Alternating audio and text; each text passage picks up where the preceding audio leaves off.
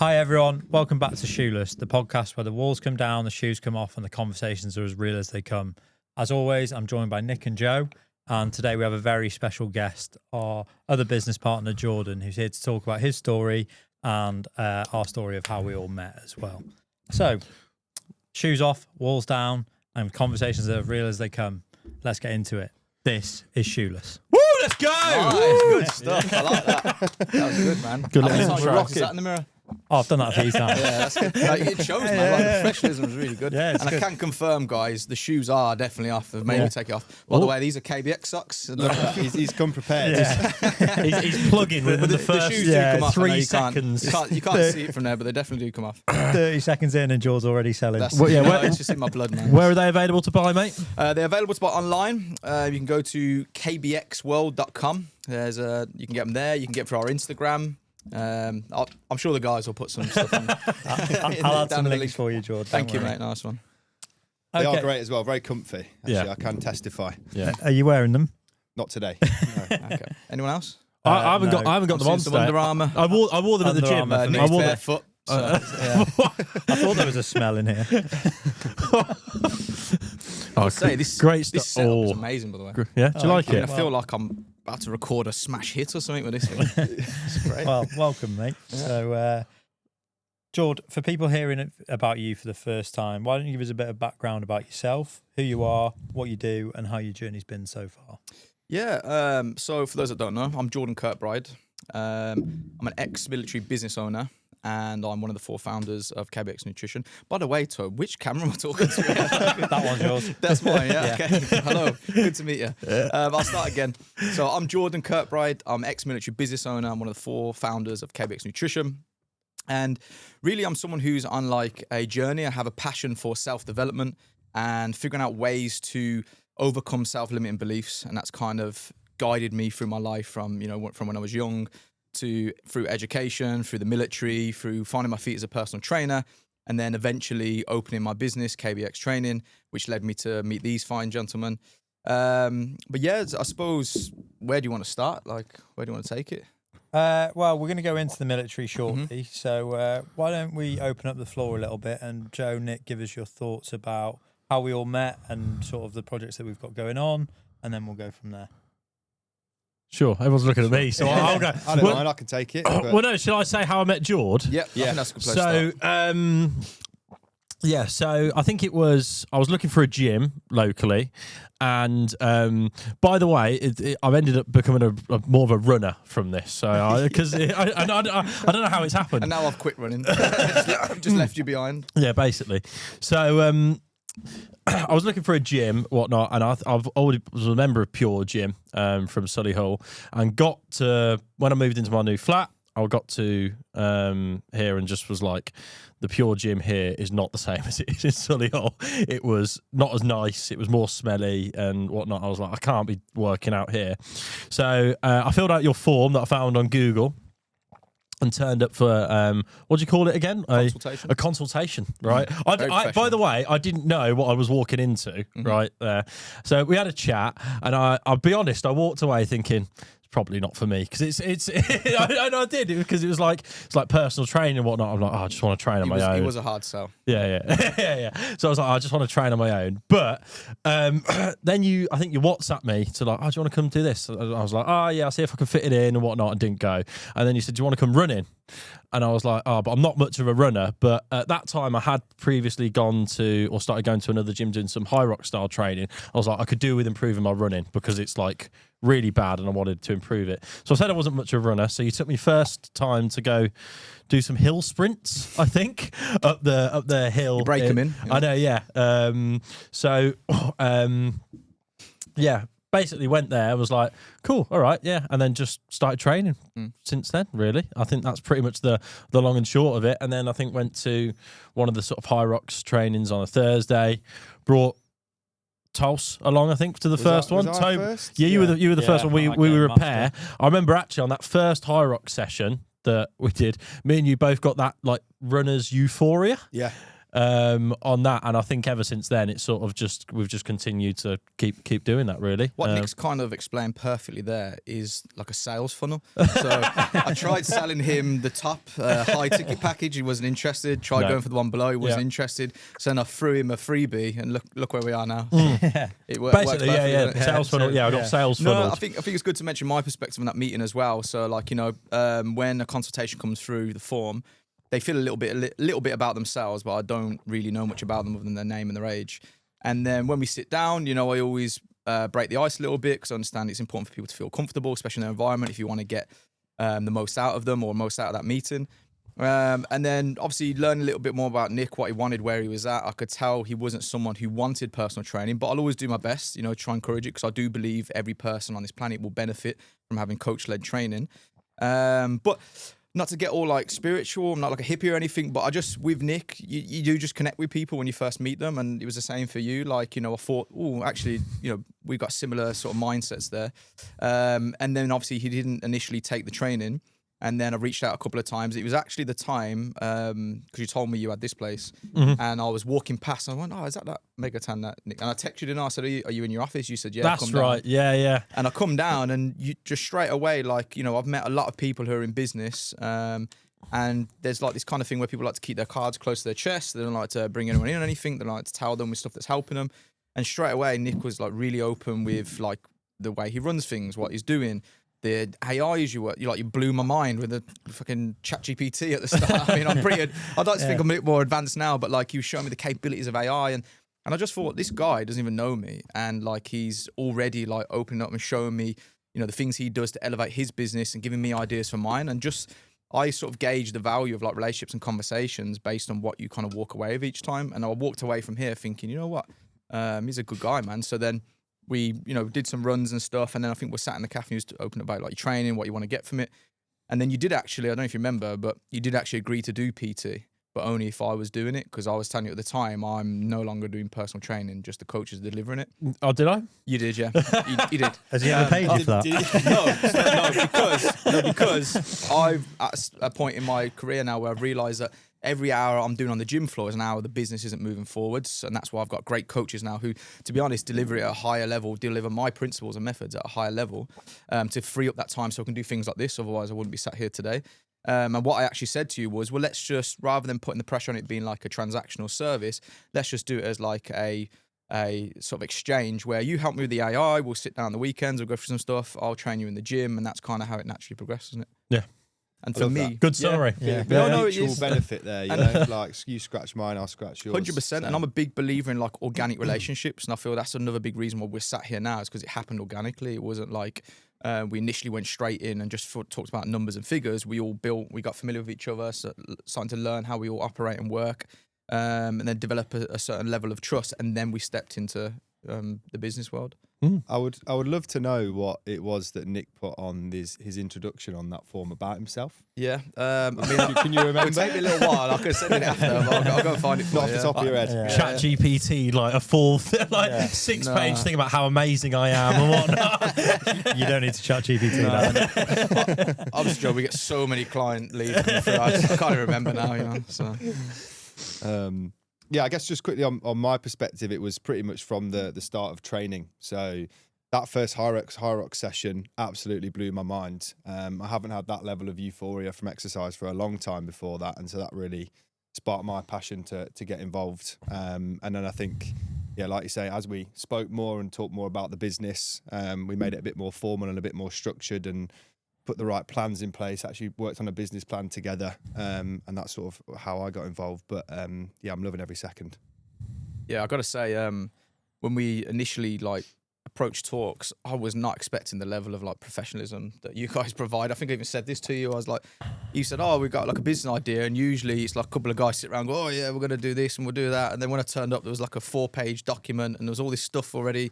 And there was like responsibilities outlined and budgets. And I was just like, whoa, these guys are serious, man. But I've learned, even up to this stage, I mean, we're not even at launch yet. I've learned so much just like being around you guys and seeing the way you operate.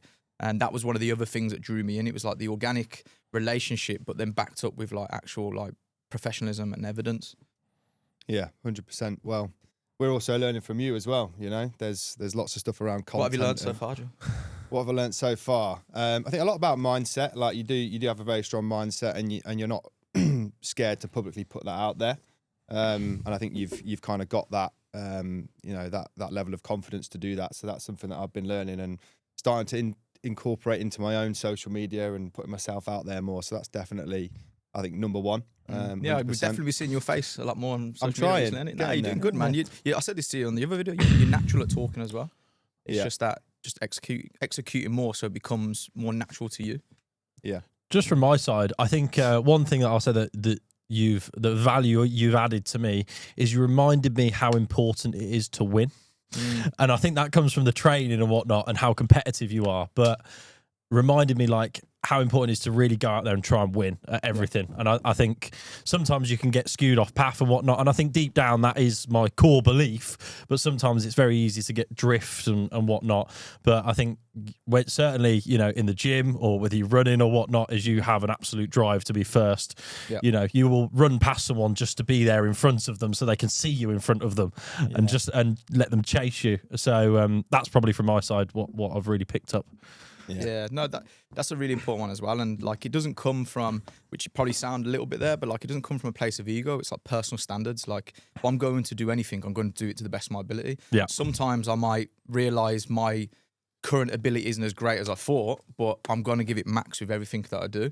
There's a quote that links to that I love, and it's play nice, but win. You know, I'm not here to, like, winning for me is important, but not at the case if I have to cheat or have to sabotage other people to get there. Because then when I go to bed at night and put my head on the pillow, I know I didn't really win based off of my efforts and ability, or based off sabotage and, you know, being sneaky, which doesn't play into my core values either. Yeah. It eats you up, by the way, if you do like cheat or something. Because if you cheat a rep and you go, "Oh, I count that one," and then later on you're like, "Yeah, but I could have just done it, and I would have felt better about it." And the level you want to get to there really is where you know that you're doing the reps and you know that you're doing the exercises and you're still beating the people that are cheating. That's where you'll get to. I mean, you've seen me. I hate losing. Like, I try and hide it, I know. But I'm not a sore loser. Like, I can accept it. And what it does then is it makes me go away and become better. And I want to make sure I like rectify that the next time. I can also, like, if somebody beats me and it's obvious, like we've done classes where people have not counted the reps and they've beat you, and then they're like, "Oh my God, I'm first." And I'm like, I want to tear that person down, but it's enough for me to know that I stay true to my values and I, you know, was just behind them, even though I did every single rep. I don't. It's like, like I don't need other people to see me winning. I just need to see myself winning, because that's what's matters. I'm going to put you on the spot here, Jordan. Are you naming any names? No naming names. None of that. No naming names. It's a process, you know. Some people come to the gym and they have those sort of like values. Some people, I try and build that in them, you know, because it's important. Because if they win that circuit, like the circuit itself doesn't mean anything, but it's who do they become in the process? You know, who do they see when they look in the mirror? And they know if they cheated or not. So when I notice those things, I try and do it offline. You know, I speak to them and try and help them see the benefits of holding themselves to a higher standard, because that will improve them across the board in their relationships, their business, their health, their mental health, you know. So and I'm not here to shame anyone. How are you supposed to track if you're improving? If you know, if you're cheating every time, it's impossible to actually know how many reps you did, because you know you didn't complete them fully.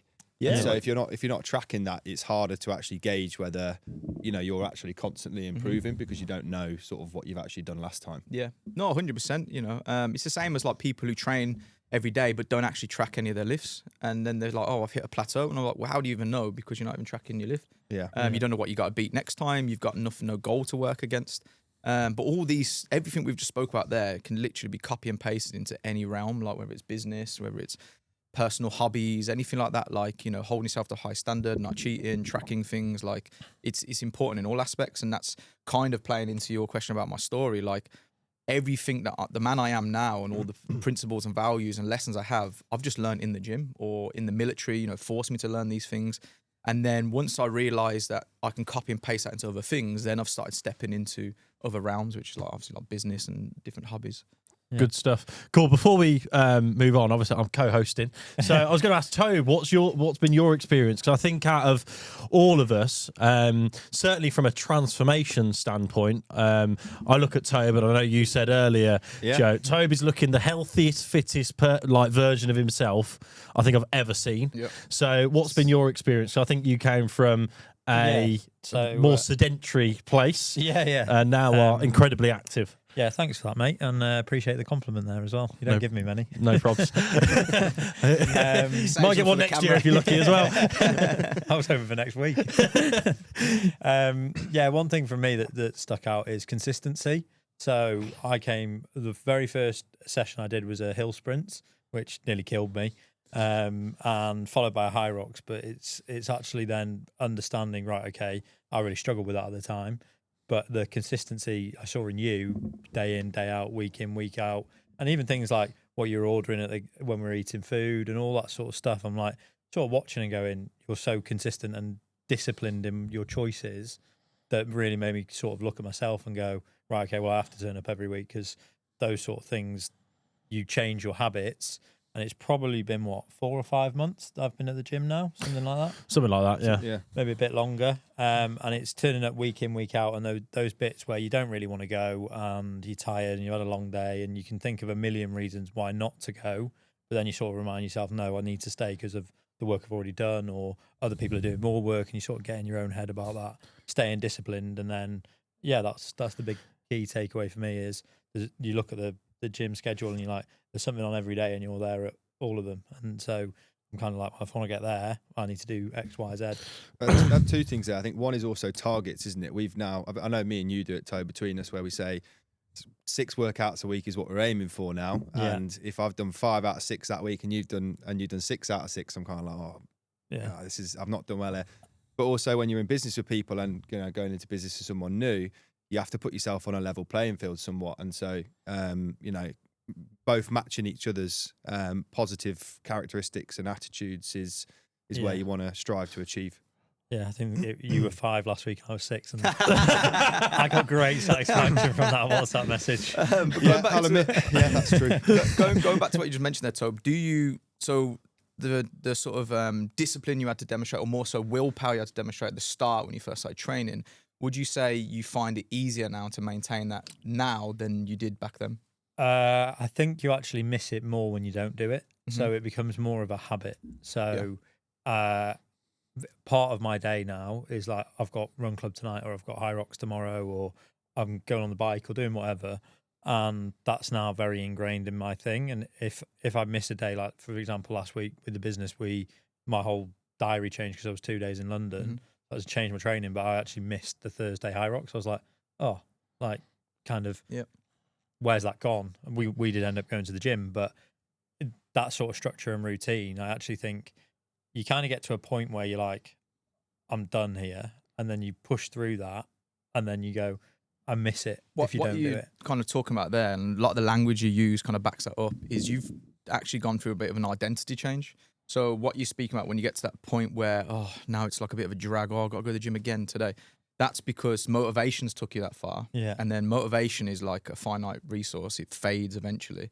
And then what you're relying on then is that you've built enough discipline whilst you've been motivated to keep it going. Yeah. And now, because it's literally like, even the language you use then was about how you feel when you don't go, and it's just part of like you've changed your identity. So now you don't necessarily need to, obviously there's always days where we're tired, but you don't need to find the motivation. Like, I've got to go to the gym again. It's just who you are now. Yeah. And that just shows in your consistency, like the things you're doing. I know you're talking about setting some more fitness goals and stuff you want to do next year. I don't know if you've announced that yet, but like the person you becoming is definitely different to who I first met.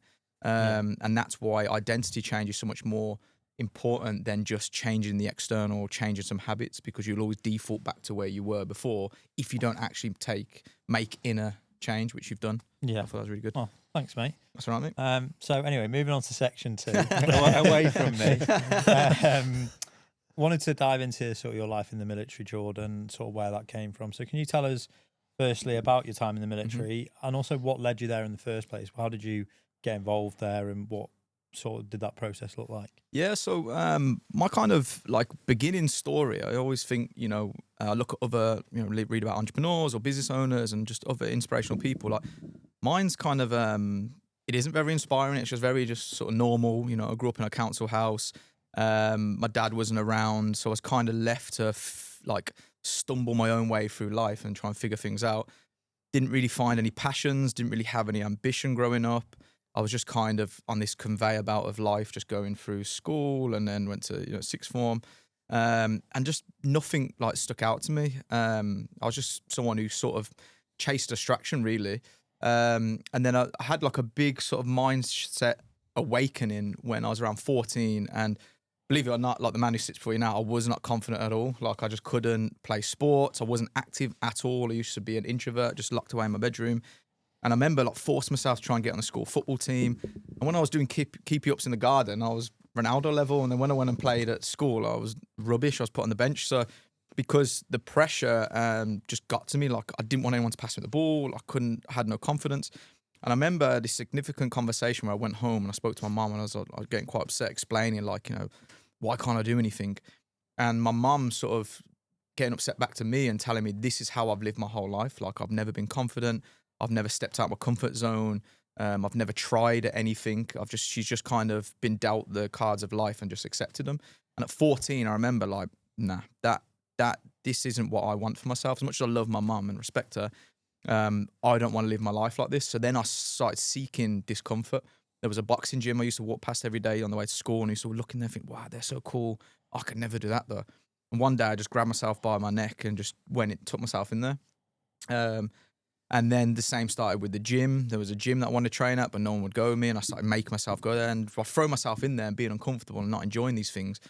I didn't realize at the time, but I started to like grow in confidence, growing like my character and personality started coming out. But I still never really had like any kind of passion. And I fell into some like questionable hobbies and patterns and the people that lived in my local area.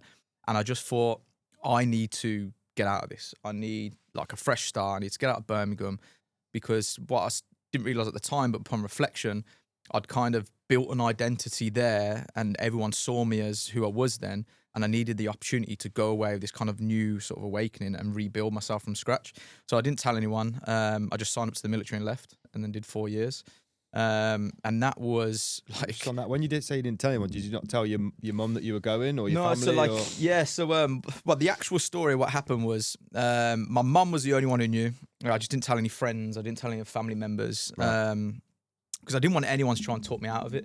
What actually happened was there was a plumber who came around the house, and he was bragging to my mum about his son who was in the military. And mum was like, "Oh my God, you must be so proud of him." And I stood there like, "I could do that." And then he went, "Go on then." I went, "All right then." And he went, "All right, I got a day off next week. I'll take you to the Armed Forces Career Office." And I was like, "All right, yeah, cool." Called his bluff. He fucking turned up, didn't he? I don't even know if I can swear, by the way. Yeah. Bob, mate, that's fine. Yeah, and he turned up. Next thing, mum's waking me up. Get up, he's here. I'm like, shit. But again, that stubbornness, that sort of like tenacity to never back down from things. I just went. And it was never a plan of mine. It was not like written, I wasn't patriotic or anything like that. I just couldn't back down. So I went, signed up, and that was it. Just got off. No looking back. No looking back. And then I was quickly hit. I mean, from this point onwards in my life, I started getting hit with a lot of awakenings and sort of mindset changes and stuff like that. But I suppose the biggest one was, I was actually thinking about this the other day, because I've been running at Rock Up, which is like a run club in Birmingham. It's quite big and popular now. And sometimes I come first, which is kind of mental. There's like 250 people there or something. And somebody come up to me the other day and was like, "Man, you're so fast at running." And then I was looking at him and I was like, "Oh yeah, nice one." And I thought, when I joined the military, so I was 19 when this happened. I remember one of the tests that you do to see if you can even get in was a 1.5 mile run, and you have to pass it in 10 and a half minutes. And I passed, but I come last out of 42 people. So everyone passed. Everybody passed. That initial. There's obviously loads more tests to see if you actually get in. But that was one of the first things we did. And I had this kind of false confidence, like I beat my mates around the block in a run, I'm all right running. And I got there and everybody battered me. And I was just like, it was crushing. And It's been quite daunting. Yeah, and I remember calling mum that night going, "I'm in over my head, like I can't do this, blah, blah, blah." And then I thought, no, I'm going to stick it out. But that was like, and I was thinking about it the other day when I was at the run club. I was like, wow, like these people see me running past them now as I saw those guys in the military on that day. And I'm an example of, if you just have the heart and the commitment to stick in there, you can like change your reality, you can change your performance, your outcome, and that kind of thing. I suppose that's a separate talk I'd like to do one day, but and that kind of led me into that. So going back to where we joined the military, the run was one of the tests. There was various other ones. There was the bleep test. You had to get 9:10, and at 9:08, I threw up in my mouth, and I like ran the last two, and then ran out the fire escape and was sick everywhere. Like, there was someone, and then Joe's been there. I was there a few weeks ago. Yeah. Yeah. Well, this is like, it's starting to build into the character, because then I remember going back in, and there's some guy getting like 13.7 or something, just making it look easy, and I was like, how am I going to compete with these guys? Then did the swim test. I've got like a phobia of water. I've been in the sea twice in my life. Like, Have you? Yeah. No, Yeah. yeah, I really didn't know bad. this. Sometimes when I'm washing my hair in the Yeah. shower, I get spooked out, mate. I actually get spooked out when you close your eyes in the shower and you're Yeah, like, who's like- there? Yeah, swimming pools, I struggle with them. Yeah, No, that's a real thing. I love this. We're gonna Sorry, what? Yes. Sorry, the tangent there. Joe gets scared in the shower. I get scared in the shower when I when close you, my eyes. Yeah, when you put soap on your face and it's like, I don't know, I just feel paranoid that someone's, obviously you know there's not, but Guys, I'm unpacking trauma here. I don't find that. It's not time to laugh. Jordan, can you just move your mic down like that? Yeah, there you Yeah, go. yeah. Cool. Yeah, just make sure that camera gets it. Yeah, cool. So yeah, then we had the swim test. I was rubbish at that. So essentially, I'm stacking all this evidence that I am crap, but somehow I've scraped through. Like, I've just passed the. Is this still all right? Still. Yeah. I've just scraped through the fitness, the run, the bleep test, the push-ups, the swimming, and the last day is something called a skirmish. And this is where they take you to a rugby field. You've got like coveralls on and a helmet, and over the course of the 3 days, people have been whittled down. There's about 36 of us left. And the corporal in charge lines us all up and says, right, we are going to make the next 2 hours of your life hell, and until we get you down to half the numbers that are here. If not, we're going to keep going.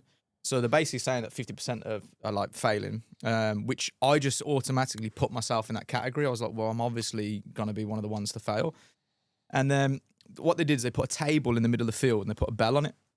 And the only way to make it end, to quit, is to go and ring the bell and say, I'm done, I want to go home.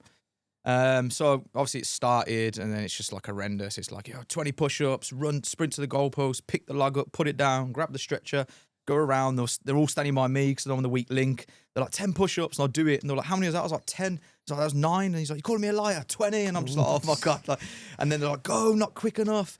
And then I remember that this one point I was running and I was starting to get a bit like dizzy. And I actually threw up on myself. And he said, lie down, push-ups in the sick. And I'm doing the push-ups. And then he's going to me, you're shit, you're a loser, you don't deserve to be here, go ring that bell, da-da-da-da-da. And I was starting to believe him. I was thinking, you know what, like, what am I putting myself through this? And as that was happening, I looked up and I saw the guy that got 13.7 on the bleep test going over and ringing the bell. And then it just dawned on me, like, this isn't about who's the fittest, the fastest runner, the strongest. It's about who's got the most heart, who's willing to stay in the game the longest. And sometimes, like in life, that's literally all it is. Like, can you stay in there? Can you take the losses? Can you keep walking forwards when you're receiving punches? And then you will kind of develop the skills that you need along the way. And as soon as I saw him ring the bell, I went to the club, I was like, fuck you. And that was it. Then it was just hammering me. And then I survived, and that was it. And it just changed my whole belief system. I realized that, like, you don't have to be talented, you don't have to be great. You can just get by on like pure heart. Essentially, it's just about staying in the game. So yeah, that was where the military started really opening up my mind to like what was possible. Yeah, it's a really inspiring story, that, mate. I think I find it very interesting that actually at the start of that, you said, I put myself in that category of the losers straight away. Because people hear a lot about self-talk and, bigging yourself up before you do something like that to actually help you succeed. But you've almost gone the complete opposite way and still managed to come out on top there, which is, really impressive. A fundamental part of the story and the brand. Like, I'm not just here with someone who's like, now obviously I've trained for over 10 years. I've started to build businesses. I've started to build my confidence. I've come from like essentially baseline, like not fit, not confident, didn't believe in myself, all these things. And I've transformed into the person I am now and becoming.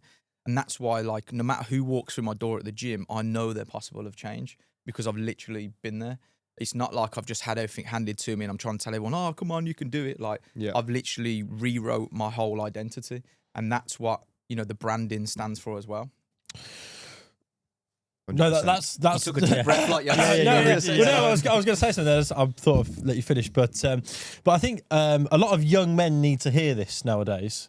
Absolutely. I think in terms of like the youth as you're describing there, I mean, I assume you were quite young at the time, what, 18 or 19, whatnot, 19, and you might think of yourself like that when you're 19, but actually putting yourself in, you know, compromising positions that's tough and where it does challenge you somewhat is actually what builds you. I feel like more young men need to hear what you're saying, which is basically, I just went and did something and that is what built me, rather than I was it at the start. And I feel like, so it doesn't matter if you think a bit less of yourself, think you might not be able to do it. It's a really core message around what young men need to hear. And that's a big part of why, we wanted to team up and whatnot. Because I think that, you know, getting that message out there is really important right now for young men. Yeah, I think there's a lot of, you know, evidence and success stories of people who have achieved great things, but they're showing it once they're there. There's no one really documenting it as they've gone through it. And I think, like I would have loved to have heard my story back when I was a teenager, before I went through it the hard way. And like, you know, one of my biggest aspirations is becoming a father, and I can't wait to teach my children those lessons that I wish somebody taught to me. So yeah, definitely, it's definitely a message I think we need to get out there a lot more. Yeah, 100%. I think 100%. especially in the world of social media these days as well, people look at the perfect life that people are posting, and they're not looking at the sacrifice that you put in to get there. They're just looking at the end result or the highlight reel, essentially, of people's lives. Yeah, you are not on your Instagram like doing push-ups in sick anywhere, are you? No, I mean, it can be arranged. No, but that's coming soon to ultimately, Shoeless. that's not on Instagram. No one's doing that on Instagram. Yeah. But that is the reality of as what made you the person that you are, is having to do push-ups in your own sick. And it's not just physical, it's the late nights stressing about bills and debts, and if you're going to make it, and your car breaking down and all these things. No one's posting that. No. I would guarantee probably everyone in this room has experienced something similar to that.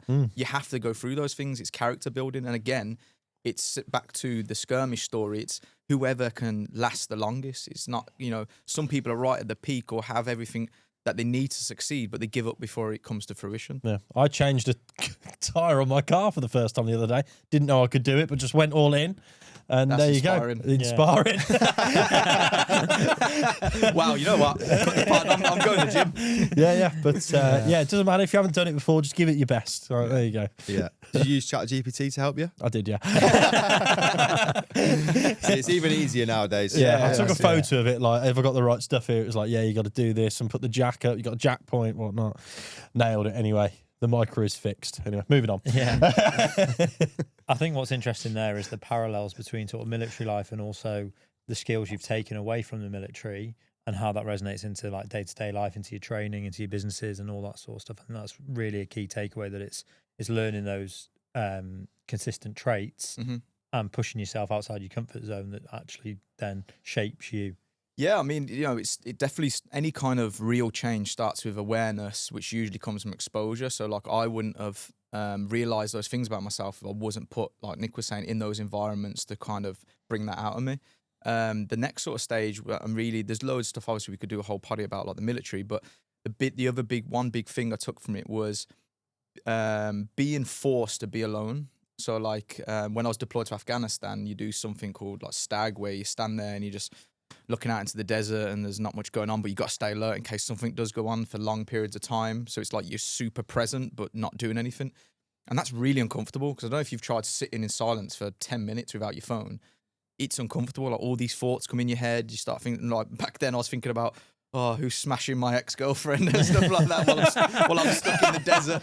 And the problem is, but this is reality, like it's uncomfortable thoughts that first enter your head when you're not distracted. But then, there's potential terrorists that could shoot your head off, and you're going, the real enemy is whoever's dragging my exes. No, but like, you know, all I'm thinking about is Birmingham. That's the sort of thing that comes into your head, though. You know, it's always uncomfortable thoughts first. But that's what causes people to then lean into distraction, because when they think of those kind of things, you know, it's like, get your phone out, or play PlayStation or whatever. Like But when I was forced to do that for hours on end every single day, it was like forced meditation, but it was deep reflection. And then I started, once I got past who was smashing her, I got into more like, who do I want to be? Like, what am I doing here? Like, what do I want for myself? It's almost like meditation in a way. But that you've no, kind it of, 100% is, you know. And I don't think there's, especially, you know, not just young men, but young people at all these days that ask themselves those questions because they don't have the time alone. Because you're constantly, when you're walking somewhere on public transport, you're on your phone, you're working, you're watching something like. So when do you actually have time to check in with yourself and get through the sort of surface layer of problems and actually address like deep core issues? And that was the biggest thing. It was like all that exposure and awareness, then magnified by free time, which then made me start questioning like, whoa, hold on a minute. And that was literally what I thought, what am I doing here in the desert? Like, how has my decisions led me to this point? Are you still in contact with the plumber? I'm not, you know. No, but that would be a cool reunion. No, but yeah. So, and then that then started expanding my mind into what else am I capable of, and you know, ultimately led to me leaving the military. Okay, cool. As you said there, I'm sure we could do a whole podcast on the military, but we'll move on to sort of the next segment because it's a bit of a highlight reel, really, of your story. There's a lot to go through. So the Red X, something we've talked about off camera is the Red X. It's got a meaning, a story, a message behind it. So let's sort of unpack that and go, those that don't know, what is the Red X and where does it come from? So the Red X is a tattoo that I have on my chest. And it comes from, again, I'll try and keep the story like highlight-ish. But I touched on it at the start, like my dad wasn't around growing up and my nan kind of stepped in to fill that role and help my mum fill that role. So me and my nan had a really close bond. And then when I joined the military, you know, she was terrified that something was going to happen to me. But then that turned into like being proud and praising me all the time and telling all the neighbors about her grandson who's in the military.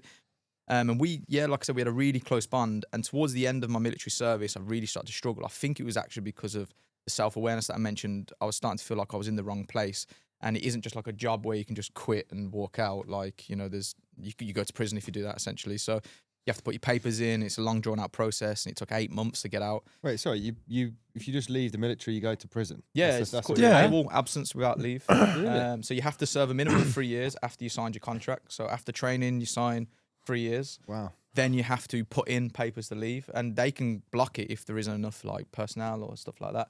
And then, you know, there is that brotherhood aspect of it. So once you say, "Oh, I'm leaving," you kind of turn your back on the brotherhood, and then it's a bit of a rough, you know, sort of lifestyle. Then could you be called up if there was like? Because I know that there Not are anymore. some 6 years. 6 after years your service. But even if, let's say, for example, I know we're going on a bit of a tangent here, but if I don't know this, but if we went to war, because you've got experience, would you be one of the first people that they call? I don't know, to be honest. Okay. But if we went to war like tooth and nail, I probably would go sign up anyway. You wouldn't you? I don't know. I'd have to think about it. Nick a chat GPT it. Is it a good idea for me to go to war? Yeah. Well, it's a great question. Here's the benefits and here's Which answer do you prefer? Now, to my knowledge, no. But I know 6 years after your service, they can recall you back for things like that. But that, I mean, I've had skill fade now, so I'd have to like learn a lot of it again. Well, let's hope we don't go to war anyway. Let's put it like that anyway. But yeah, so back to like the meaning beyond the X. So essentially, you know, me and my nan had this really close bond, and then because I was getting into a little bit of trouble with the military, and you kind of get punished by like taking your weekends away, they take your pay away and things like that if you, I don't know, continuously late, or in my instance, I was getting into a lot of trouble. Again, that's probably for another podcast. But just on that as well, while you're touching on that, I know that they got this nickname for you. KB. Yeah. Just talk a bit about that as well. Okay, yeah. It blends into the story nicely. Yeah, so KB, obviously the Instagram handle is What Would KB Do? That actually formed from when I moved to a new squadron. The commanding officer there was like this sort of young officer who was good looking. He was actually modelled for Calvin Klein or something like that. And then I know it's hard to believe, but when I turned up, they were all going, "Oh, look, sir, it's the young version of you. He's like in better shape, like better looking, all this sort of stuff." And he just had it out for me ever since. And he made my life misery, you know, he's given me all the rubbish jobs. And that sort of stuff I could take, but then he would like, you know, take the piss out of me in front of everyone. and I just can't help it. I'm quite quick, and so I just shoot back at him. But that's not allowed. Like in the military, I was a senior aircraftman then. You can't talk back to officers, like it's just like a no-no. So I was constantly getting in trouble and all this sort of stuff because, you know, I'd embarrass him in front of the lads or whatever. And then when we got to Afghan, this is where it fully formed. We were doing the tour around the camp, and then there's this thing in the military called Operation Massive. Like when you go on tour, everyone just gets in the gym, they get big because there's not much else to do. And then he was like, "Oh, Operation Massive is starting." And he's like, "Luckily for me, I've got my personal spotter over there, KB at the back." And then I stood up and went, "Well, that won't be hard because you don't lift much." And then everybody laughed, and then that was it. Then he was like, "Well, you're banned from the gym," and then I was like, "You're pulling ranks. I haven't got anything good to say," and all this sort of stuff. So it's just this kind of thing. But KB is the syllables of my last name, Kirkbride, and you know it's pretty simple. But because he called it me, he irked at me. Like he'd go, "KB, go do this. KB, go do that." And I think that was a way of kind of like, you know, belittling me anyway, because everyone refers to each other as their like full last names. And then one day I was with my friend and I was talking about how much it pisses me off when he calls me KB. And my friend was like, "You need to kind of take the power out of it and just adopt it as your nickname. And like if you embody it, kind of like the Eminem Slim Shady thing." Like I love that bit of advice. From Yeah, like- your mate whoever and- said there, he's got your back there. No, 100%. You know. And that's what I did. And then, so KB just become my nickname that everyone used to call me. And then the What Would KB Do started when I started Instagram, you know, back when I had like 100 followers or something. It was just like a new sort of social media tool. And then my friend come back from the mess hall, which is where you go get your dinner and stuff. And he said, "Oh, I got to the dessert," because at this point I was training the guys when we had free time. I was giving them nutrition advice and stuff. Not that I was qualified, but I was just doing whatever worked for me. And my friend come back from the mess hall and he said, "Oh, there was chocolate gâteau for dessert, or there was a bowl of fruit." And I thought to myself, what would KB do? And then that was when it was kind of born. And then my mate shouted from the toilet, "I've just had a shit. I was thinking about wiping my ass. What would KB do?" And then I fed that to like my friends back home, and they were putting pictures of girls in the group chat going, "Oh, what would KB do?" And it kind of just, as a running joke, I changed my Instagram to it. And then it's just sort of stuck, yeah. So that's the meaning behind Wait, what was it KB. beforehand? It was Kirky B 1992. Yeah, fair. So that's the story of that. I'm going to start thinking of a few scenarios and tagging Yeah. you. Well, maybe we can bring it back. You know, I think we should. Can, Yeah. Flavors. You know, what range do we do? Yeah, we all next? know what flavour KB would do. So that brings us back to, you know, I've come back from Afghan. I've kind of figured out that I want to leave. So I started that process. Life's getting a little bit difficult. I'm kind of like pushing back against their framework and their strictness, which is causing me to like lose weekends and things like this. And then, so I hadn't seen my nan for a little while. So my mum had arranged like a family meal for us all to sit down, because I used to go home on the weekends. And I got into trouble, and then they took my weekend off me. And unfortunately, that weekend, my nan passed away, like unexpectedly. She suffered with things like arthritis, but there was no kind of indication that it was going to happen anytime soon. It was just really abrupt, and it just absolutely like rocked my world, and it shocked me. And I did actually, funny because we mentioned it, I went AWOL because grandparents don't count as immediate family. So it's only siblings and parents that you get leave for. And I said, "Well, stop me," and I just jumped in my car, and then just headed straight home. And it was horrible. Like I'm speeding on the motorway, my mom's on the phone to me saying like, you know, "I've just found her, she's not breathing," and I'm like, I don't even know how I made it home in one piece, to be honest. And I went straight to my nan's, and she'd already passed and they'd taken her. And this was like my first experience like with real loss from someone that had, especially, you know, such a deep connection with. And weirdly enough, that week or the week after, I had a tattoo booked, and I turned up to it with, I can't remember, I was getting like a samurai or something. And then I was just like, I've always been quite like, I keep my emotions to myself. And then since the day that I went and seen her, I just never cried about it, never got emotional, but I felt like I needed to get it out. And I ended up just expressing it with that tattoo session. And I said to the guy, like, I don't know what I want, but I'm in pain basically, and I want something to kind of like represent that, because in my mind it felt like it was getting it out. And then he said, "Well, what are you feeling?" I said, "I'm feeling pain in my heart." Like, so we landed on, I come up with this idea of just a scar next to my heart. The reason it's next to it is because it didn't kill me, but it felt like it did. And at first this was my first colour tattoo. I'd never had like red or anything before. And he was like, "Are you sure about this?" And I was like, yeah. And then he did the stencil, and I was like, bigger, because it didn't feel like it was replicating the pain enough. And we landed on the size we got now. And I remember he was just tattooing it, and I was just sort of sat there like numb. And then afterwards, he stepped back and he went, "This is fucking sick, by the way. Like, this is such like, I've never seen anything like this. It's got such like a powerful meaning." And it kind of, it just stayed with me. And people would come up to me like when I was out, like when I was doing nightclub events, going, "You are the red X on your chest," and stuff like that. And the interesting thing with what it symbolizes now to what it symbolized then is the X began symbolizing my pain, just something that was very personal to me that I went through. And the reason, another layer of the pain was my nan, when I told her I was going to leave, it broke her heart because she thought I was going to come out.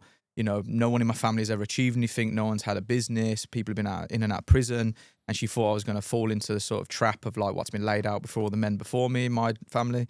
And I was convinced. I was like, "Nan, trust me, I'm gonna figure it out. I'm gonna do great things. Like, you're gonna be proud of me." And I carried this feeling around me for a long time after that she died thinking I was gonna be a loser. And that was like, That's deep. That's a horrible feeling. That, and I got goosebumps from that story, by the way. It took me a while to even realize that's what it was. I just thought, why couldn't I get past like what had happened? I couldn't speak about it. I couldn't talk about it. I just sort of carried it with me as like a lot of young men do. And then when I started like delving a bit deeper into it, I realized that was the case. And in this period, I'd left the military. I'd become a PT at Pure Gym, hated it. I dotted around a couple of private gyms. And then eventually I landed on building my own business. Lockdown came. I was helping run a gym at the time. That went under. They couldn't reopen due to financial reasons. And I thought, you know what? There's loads of PTs out there that have just been kicked out of gyms. Gyms are closing left, right, and centre. Rather than fighting for one of these spots, I'm just going to build my own. So I just didn't know what I was doing. I rented a room, painted it black, convinced people to come and train there. And then when I was setting my business, I had to think of a name, and I was just like, I don't know. I hadn't really thought this. I didn't even have a business plan. I remember a guy come by the gym to do the vinyls, and he went, "What's your business plan, mate?" And I was like, "Just paint it black and convince people to come." That's it, really. I haven't thought that far ahead. I remember when I set it up as a limited company, I need to think of a name. So I just looked back, and I remember Pure Gym asked me the same question when I first joined. "What's your PT business called?" And I said KB Performance, because the KB carrying the nickname over that people were calling me. And then I like the idea of performance because for me, training isn't just about the body, it's about how the mind operates as well. So that's kind of how that was born. And then I needed a logo. I was like, fucking hell, I hadn't thought of a logo. And then I think I was just brushing my teeth and I just saw the X and I just thought, that is perfect. And what I did was, there's probably a picture that we can get up on the camera somewhere. I blew up the X and it was massive on the front of my gym. And it was so when Nan looks down, she can see it. And then I can show her, like, to make her proud. "Look, Nan, I'm doing it. I'm making something of myself. I haven't fell off. I haven't gone the way I could have gone. I'm building something." And that is essentially the meaning behind the X. It's obviously a personal sort of meaning, but now it used to represent pain, but now it kind of like in my nan's eyes, it represents, because I know I would have always been enough for her, whatever outcome. But now it represents to me being enough, but also being capable of more at the same time. And that's the meaning behind the X. Thanks for that, mate. That was a really moving insight, I think, and really emotional to sort of hear you speak like that and where the story comes from. Can I just say as well, this X is going to be everywhere in 2026. Nan's going to get sick of it. It is going to be everywhere. So yeah, eyes peeled. Eyes peeled. Eyes peeled. Yeah. Thanks for that, mate. I think really, not got much to say, but yeah, just an incredible story. Yeah, as Nick alluded to there, we've got some big plans for 2026. Mm-hmm. And that sort of ties us in nicely into segment 4, which is talking about our new project, KBX Nutrition. So for anyone hearing about it for the first time, and this will be a lot of people's first time, what is KBX Nutrition and what is the vision? I will also open this out to everyone as well. We can all sort of chip in here. This isn't just you, but yeah, I think I'll take it from where the sort of idea spawned, I guess. And then it was kind of like we all come up with the idea almost like simultaneously and then mashed together. And now we've got this like really purposeful product and mission that we're on. But for me, like my sort of perspective on it was, for years I've, taken supplements. I've kind of done my best to avoid the ones that are just to squeeze a couple of extra quid out of you and take the ones that actually worked for me, like creatine, electrolytes, things for cognitive function. And over the years of running a gym and building a brand and having like clients and friends trusting me, they've always just asked for my guidance in what supplements to take. because the supplement market is so vast. There's everyone, building all sorts of stuff. Everyone replicating the same thing. Everyone's saying that this is better than that. It's just like a bit of a minefield. And what I noticed was people were asking me for what I take, and then they were just going and buying it. Like, they weren't even doing any due diligence. They weren't seeing if it was for them. They were just literally going and purchasing it off my trust. And firstly, I thought, hold on, I'm the middleman here and I'm not getting commission. And secondly, I thought, like, KBX has now built trust, and people will like buy into it, and the people listen to its guidance. And I thought one of the biggest pain points for me as someone who has taken supplements for years is remembering to take them all. I would, go through, right, that's it, I'm buying all my supplements again, and I'm going to get my creatine, my electrolytes. And then this tub would run out before that one, so now I'm only taking this one. Or I'd get in bed and I'd be like, shit, I haven't taken my creatine today. And it's quite demotivating. It's like saying you're going to go to the gym every day and missing a day. It then starts to bleed into other areas. So we kind of had this idea of like building a product that is everything that you need without all the fluff in an easy to take form, which is obviously going to be a sachet. So we can be the most powerful thing when it comes to any kind of change, which is consistent, and make it as convenient as possible. So you can just remove all the other supplements and not have to worry about when to take this one and what to take. That you just take this sachet whenever is most convenient for you, and you don't have to worry about anything else, and you can crack on with what's important, like training, your business, your family, your friends. And that was kind of where the idea came from. Perfect. Amazing. I guess quick take on sort of where I'm at with it. I think we mentioned before that we have a few other businesses, and I think tanning is obviously one. And for me, I've been on this journey with you guys for the last 5 or 6 months, and I've become a lot more active. I'm feeling a lot more in shape. And so number one on the list is actually getting involved in a business that Nick's laughing. You don't think I'm looking more in shape? you are. I was just wondering whether to pop up with, the love handles have gone. My love handles comment really got to him at one point. And ever since then, the love handles have, There's still a little bit there. So working on a product and a business that I know, I'm going to take this every day. Same. I can't wait to chug it every day. 100%. I know that we've gone through the proper steps. We've had it formulated by a chemist. It's something that I'm definitely passionate about, and I want to see the benefits personally from. And also I know that other people can definitely benefit from hugely. So that's kind of one of the things that is really personally important to me. But then from a brand and story perspective, I think the inspiring people to be active as a whole, for me, and getting more and more people off the sofas and stop watching Netflix to actually taking part in physical activity is really, really important. And I think as a core mission to that, alongside how do we make it easier for people to be active, is a really kind of strong why, and something that is really powerful. So that's kind of where I'm at with it, and where I feel we can go and grow it. Yeah, I think, leading on to our tagline, fueling the active, inspiring the inactive, it kind of encapsulates exactly what you're talking about there. Like, we're here to make people who are already, exercising regularly and taking supplements to make it more convenient for them so they can be consistent. Because my favorite phrase I keep throwing out at the moment is consistency beats optimal when optimal isn't consistent. But then also we don't want to leave behind the people who stood on the sidelines and they are overwhelmed with all the options out there and what's good for them. We want to educate them so they feel confident stepping into the market. That is the mission. Obviously, we'd ideally like them to step into the market with our product, but at least if we get them moving and up off the sofas just through, the stories of the people we're going to sponsor in the future and the people we're going to help on their journeys, then that's just like a good mission that we're doing for the benefit of the world, not necessarily just for the brand. 100%. Absolutely. I think as well, I don't know if it's coming a bit later, but actually talking about, exactly what it is. Well, that was one of my next questions. Okay, well, I'll leave you to move us along. Okay, Joe's asked the next question. So, Do you want the iPad? What's the product and what's in it? I'll take that. So, essentially, what we've done is, as Jordan alluded to earlier, is taken all of the sort of most researched and backed ingredients on the market and ones that we know work well, and combine it. So that being creatine most likely for performance, electrolytes for hydration and recovery, and then a blend of nootropics for increased cognitive function. And alongside that, we've got a load of other sort of vitamins and minerals in there that are also very good for you. But those three are like the core sort of. They're the core things, yeah. And the other little bits just enhance how your body can take on those main core three and work synergistically is I think the word.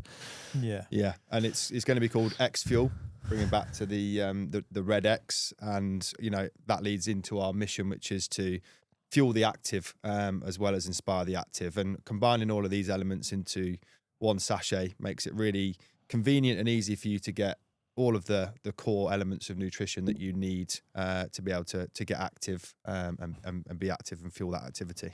So, yeah, I would also say it's the convenience factor as well. So we've put all of this into one product. So we've looked at a lot of the competition on the market and gone, oh, well, that provides a lot of this, or provides a lot of electrolytes or a lot of creatine, but you don't really see it in a typical all-in-one one drink a day. You don't see it in the market, and that's really the USP that we've gone for, is the convenience factor of having it all in the sachet. Yeah, you don't see it, and that's because it's actually really hard to get in one sachet. And there's been a lot of work to make that happen. So somebody literally at our closed tasting said, this is such a good idea. Why has no one done it before? And I said, well, firstly, because it's expensive. It doesn't make much sense, like when brands can get by doing a 6-gram sachet of like electrolyte blend and sell it for a better markup. But what we're doing is going with the mission and the passion first, and then making a business from it. It's a good point. It is such a good bit of feedback. That is that why wasn't someone done it before? It seems so obvious. It does seem so obvious. Why has no one done it? Well, because there are challenges to it that we are solving at KBX Nutrition. And also, I just want to play on the convenience point that you've made. Is and this is a bit of a weird analogy, but perhaps if you get older, you get told by the doctors to take loads of pills, and what they'll go and do is they'll give you all the pills, and then they'll give you this box, and then you have to manually go and put in all the pills you take every day into a box for every day, and that's your Monday, your Tuesday, your Wednesday, your Thursday. Essentially, what we've done is that, but for sort of active performance supplements, and put it all into a really cool little sachet that's easy to take. So it's kind of like the old person pill thing that they go and do, but we've done all the hard work. Yeah, we're making it cool. Yeah, we're making it cool. Have you seen that clip with Dillian White where the guy starts talking about how he's going to go through him, and he's like, "That's a weird analogy." It's a weird thing to bring up. That's a weird analogy. It's a weird analogy. Just reminded me of that. But yeah, I think that's been a really exciting process as well. Although it's been hard and it's been challenging. The actual, speaking with an actual chemist and an actual formulation team. Multiple chemists, multiple formulation teams. Going back and forwards, figuring out what the right amounts of things to have in there to make it dissolve in the right way and taste the right way and be as efficacious. That's a new word I've learned. Ooh, nice. Which means effective, if you didn't know what it means, like me, as possible. And even the chemist, nutritionist said this is the most efficacious product they've ever worked on, which has given us a lot of confidence. So we're really excited by it. I think it's important to note that we didn't start off with that product idea. We started off with like a sort of supplement that's genuinely going to help people, but we hit the same roadblocks that other companies, even big ones, that hit with making it soluble, making the supplements mix together, making it taste good, making it fit in one sachet. And we just didn't stop at the roadblock. We smashed through it, and we found new and sort of innovative ways to bring it all together. And it's quite an ambitious first product, really. But the idea is that it will just wipe out all the other products, because you won't need to stack up creatine, you won't need to buy boxes of electrolytes, you won't need to buy nootropics, you won't need to buy vitamin C. You just need this, because that is essentially, I'm a big believer that the greatest products and services and business are built off solving a real pain point. Because if you suffer with it, the likelihood is that other people do as well. I just thought it was good to know that we've it isn't just like we just landed on this eureka thing. It's been a trial of roadblocks and hurdles that we've just overcame, because that is kind of the mindset we have as a team. And then we've got to this product now. Yeah. Yeah, and it's been what 8 months in the process. We still haven't actually launched yet. Launch date is coming mid-January at the moment. It could that could get pushed a little bit, but we're hoping around mid-January. So. And we're going to get some samples out. So if anyone wants a sample, head to @KBX Nutrition on Instagram or TikTok and just DM us the word sample, and we'll get one sort of sent to you when they're ready. Yeah. Toby looks locked and loaded, man. What you got for me? Well, I'm going to ask each of you. So, what's been your favourite or proudest moment in the KBX Nutrition journey so far? You can all have a little bit of a think. What's been the favourite or proud moment?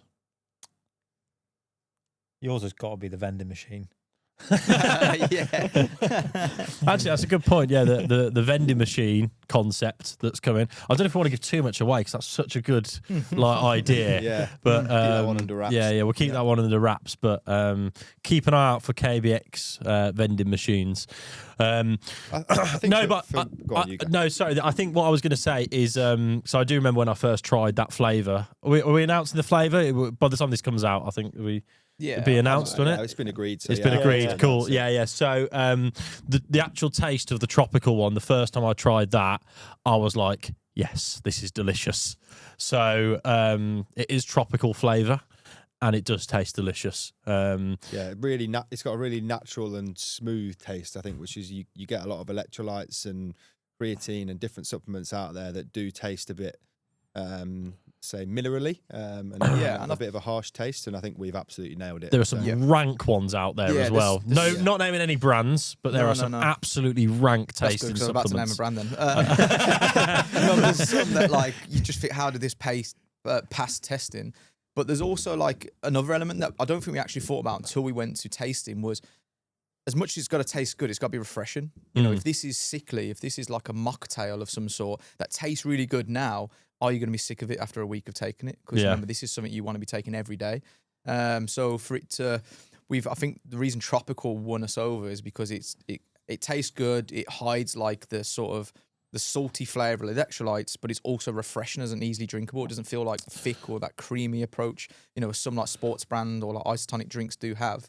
This just goes down really easy. If you want to just sip it, if you want to neck it like I do, it's just a really easy drink. And it's not the last thing you want for something that's meant to be convenient is think, oh, I've got to take that later. Yeah. Yeah, 100%. I think just going back to your question, my favourite thing, I think we haven't really obviously launched yet, so there's not really key milestones or anything that we've hit. But I think the level of consistency that we've shown, and I think the relationships that we built through doing this has been sort of one of my sort of favourite and proudest moments. Is the fact that we've managed to form this thing together, and we've managed to get everyone united and everyone on the same page. And I think hearing you guys talk today about the product and about the business, it's very clear that we are all fully aligned, and we all have a very clear understanding of what it is we're doing and a very clear mission and vision.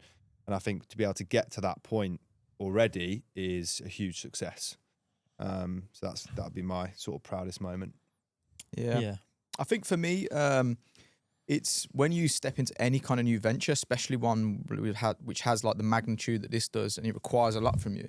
It's very easy to say like, yeah, I can do that. Of course I can.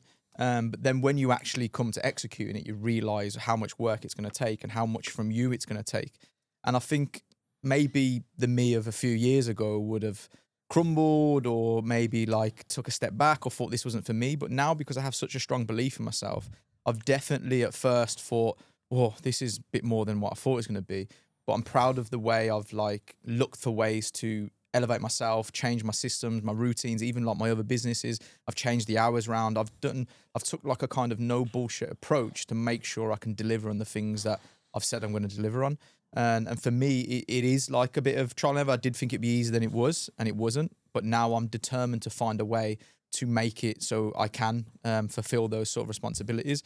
And that's kind of, I suppose, more of a personal one for me, that it's just brought, I feel like it's stepping into something that challenges you has brought out even a higher version of myself. And it is very easy when you start having like your first win in, say, like another business or a sport or whatever, to think, oh, great, I've become great now. Like that's good enough. But no, the ceiling can always be broke through, and there's always more in the tank that you can get out of it.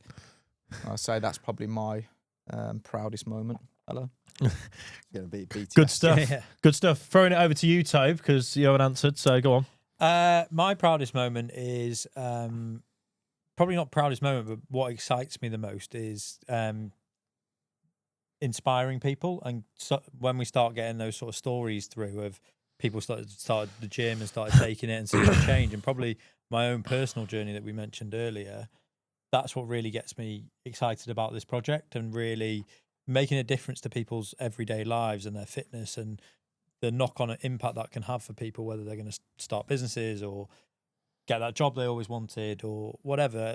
Really meeting the community and really getting out there and seeing what difference our story, but also the product can bring to people is something that I think is one that I'm really passionate about and also excites me as well for 2026. So, Cool. Good stuff. Yeah, the proudest moments have probably been taken by the three of you, so I'll take some. Not like that, mate. It's good. That was selfless. That was. Yeah, or selfish, who knows? Cool. So one, I'm going to ask you a bit more. What's one place you'd love to see KBX Nutrition? You can all have this one. I would love to see KBX Nutrition in every single household. I would love to see every single person in the country be inspired and get more active by the stories that we tell and, you know, the experiences that we've had. And I think, you know, in terms of a business perspective, you know, in every single gym or leisure centre or wherever that may be, would be a really cool milestone to just grow it so big that it becomes a household name. Alongside that, one thing I would really like, so I remember I went to one of the first ever body power expos, so seeing us like an expo event, whatnot, you know, alongside everything that you've said there, Joe, but of course as well, I just thinking doing an actual event where people can try the product, you can explain the product, getting out there. That's why I would like to see it and envision it of giant stand, the biggest stand, just next to Gymshark, just a bit bigger than Gymshark, you know, at some expo or something like that would be really cool. But we'll maybe start with a slightly smaller one first. But that's where I see it going. That's on the goal list. I would like to see it in my mum's cupboard. And I mean this because my mum has been someone who's always fearful of like what she puts in her body and, you know, and I would like to, not just as like an ornament in the cupboard, I want to see her, it's been getting taken and she's taking it every day and she's seen the benefits of it as well, you know, and that leads into the second part of our tagline, inspiring the inactive. Like my mum's someone who's always been active throughout her life. And like, as her son, I want the best for her. And I genuinely believe that this product would be great for her. So once I see, you know, once we get it, you know, off the line and I can take her around mum's house and she can test it, seeing it in her cupboard being taken would kind of make me feel like we've got something amazing here. Like for a woman who's so fearful to take anything to improve in her life through this sort of project would then give me like a great sense of satisfaction, but also a feeling of confidence that this is going to go in every household. If my mum put it in her cupboard, then everyone will. Like that. Yeah, rate that. Toby, you? I want to see us in Times Square on the big advertising board, KBX Nutrition, when we take America. See, these guys think numbers, I think heart. Yeah. Or Piccadilly Circus or one of those famous billboards. That's where I see this. Big famous billboard. Yeah. With your face? Yeah, why not? The tech guy. The tech guy. Sponsoring Madison Square Garden. Yeah. I think that was probably the funniest moment in all this. Yeah, that's was definitely one that stands the tech out. guy. Maybe we'll say that for another podcast because that could be a podcast. We can start the next one with that. Yeah. So Sure. if you tune in next time, you get the fun story time. Yeah. I love this story, as you can tell. Okay. Moving on to the next round, which is a quick fire round. So you can all answer quickly as possible. I have only got 1% left on the iPad. So, Okay, excellent. Okay. Question number 1, favourite movie? Crazy Stupid Love. Oh, American Psycho. Pulp Fiction. Shawshank Redemption for me. Oh, nice.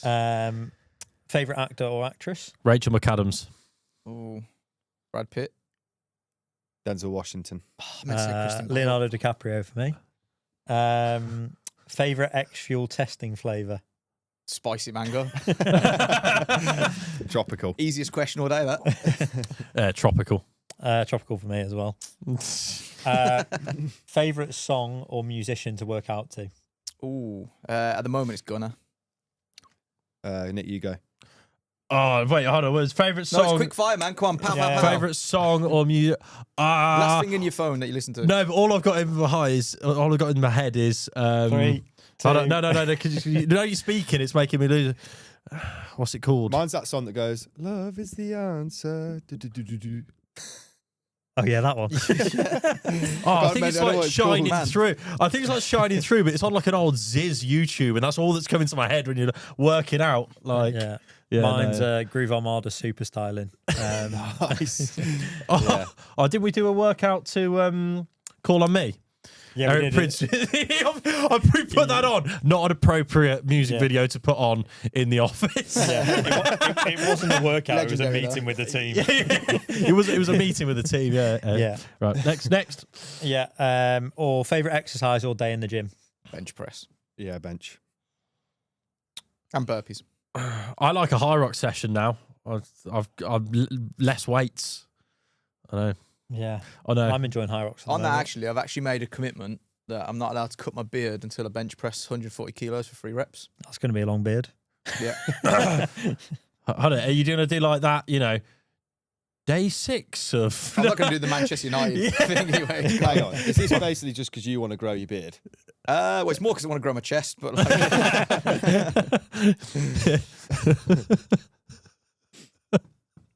Okay. signing off. Yeah. One final question for you all is: what character trait do you think is most important in business? Ooh. Bit of a longer one than the quick fire ones, but Mine's easy. Mine is they kind of come both in hand, or all 3 in hand. But you need commitment to get started. You need discipline to keep going, and once you've got the discipline, you need to apply consistency. Because if you have those 3 things, A, you'll take action and get started. B, you'll stay true to what it is you've got to do. And then C, you'll continue to do what you've got to do. And if you do all those 3 things, you're putting yourself in a very good position for success. Good answer. I'm sure it was 1 though. Joe does that a lot. Mine is integrity, because I think it goes both ways. It's not just like obviously not trying to fuck each other over, but it's also holding each other accountable. You know, if something isn't going the way it should, you need to be able to be integral enough to have the honest and hard conversations to bring the best out of that person, but also, you know, integrity when faced with decisions that could benefit you rather than the group. So for me, like, integrity is a big one, and it's quite like broad as well. It covers a lot of aspects. Nick? Oh, I can't think of the word now. Describe it and I'll give it to you. Describe the word. I think it's just about like not listening to a lot of people from like outside noise and just kind of just pushing forward with, you know, what you believe in your core is right. I think, you know, part of it is a bit of desire, maybe. Just belief, isn't it? Belief, yeah. But there's going to be a lot of people that kind of probably don't think things will work, but they're all very negative people. So I think it's just being able to, you know, compartmentalize, box that, and just carry on. I think belief is the word. Belief. I don't know. Well, maybe belief. Yeah, we'll go belief. Yeah. Yeah. No, I like that one because obviously growing up in my sort of household with, like, you know, I love them, but they have been underachievers and they have a very negative scarcity mindset. So it's always just been, oh, you got to save this, or that won't work, or what if this happens? And I've had to kind of shake that off as I've grown up. You know, every single thing I've gone to do when it was joining the military, when it was becoming a personal trainer, oh, they don't make much money. There's not a career in that. And it's just, you know, I've just sort of, once I kind of envision who I'm going to be and what I want, it's just working towards that and acting as that self and kind of drowning out the noise, really. So, yeah. Belief. Believe. Do you know what? People that don't believe that things will work and whatnot, I can't be arsed for them, to be honest with you. My high school motto was believe and achieve. So there you go. Not primary school. What was your primary school? I can't remember the primary Did you go to primary school? My primary school one was play kiss chase and get caught. Oh, so slow. Oh, you got me again. No, not you. Oh, he got me. No wonder you're such a fast runner. But it was all right for you at an all-boys school, though, wasn't it? When I went to the boys' school, I was the chasey. Okay, and that's a wrap for this episode of Shoeless, where the walls have come down, the shoes have come off, and the conversations have been real. Massive thanks to Nick and Joe, as always. And Jordan, massive thanks for you today. You've shared some incredible insights, and it's been a great episode. I'm sure our listeners will take a lot away from this one. Can't wait for the next episode. Cheers. X Fuel. Go on, Shoeless.